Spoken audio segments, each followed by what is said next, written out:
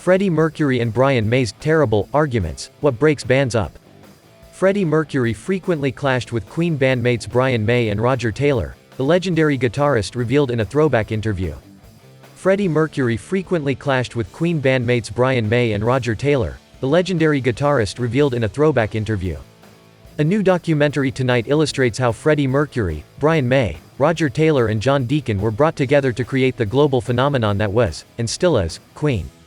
It is more than 30 years since the Bohemian Rhapsody singer died, but the band he propelled onto the world stage remains as popular as ever. The program documents Queen's rise to the top, focusing on key moments in the band's history, namely the A Night at the Opera album which brought them international recognition.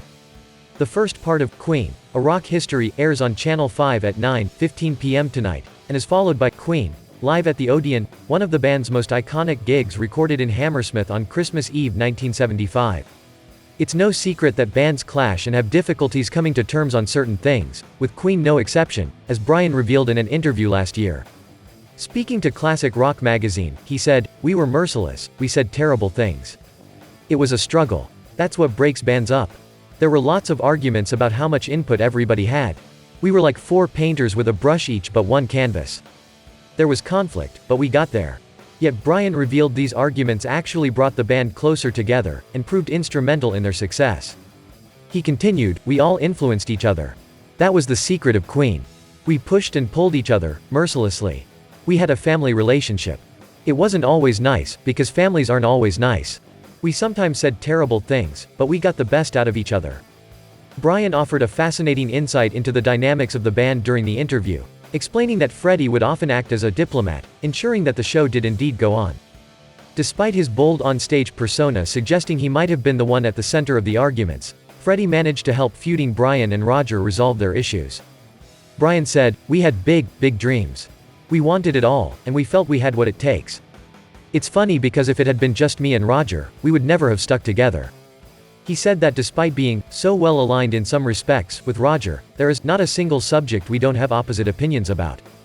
Brian continued, "We needed someone who would be the diplomat. And, strangely enough, Freddie was that guy. Everybody thinks that Freddie was that flyaway guy, but he was very pragmatic. If he saw a situation that was arising between me and Roger, he would manage to find a way through, a compromise. One of Freddie's great catchphrases was, 'We don't compromise.' But within the band we did. And that's why we survived." Queen were pioneers in the music industry. Bohemian Rhapsody stayed at number 1 in the UK for a staggering 9 weeks, and helped popularize the concept of the music video. By the early 80s, they were one of the biggest stadium bands in the world, and their greatest hits compilation album is the best-selling album in British history. With 6,750,000 sales as of July 2021, the album surges clear of ABBA's Gold, Greatest Hits in second, the Beatles' Sgt. Pepper's Lonely Hearts Club Band in third, and Adele's 21 in fourth.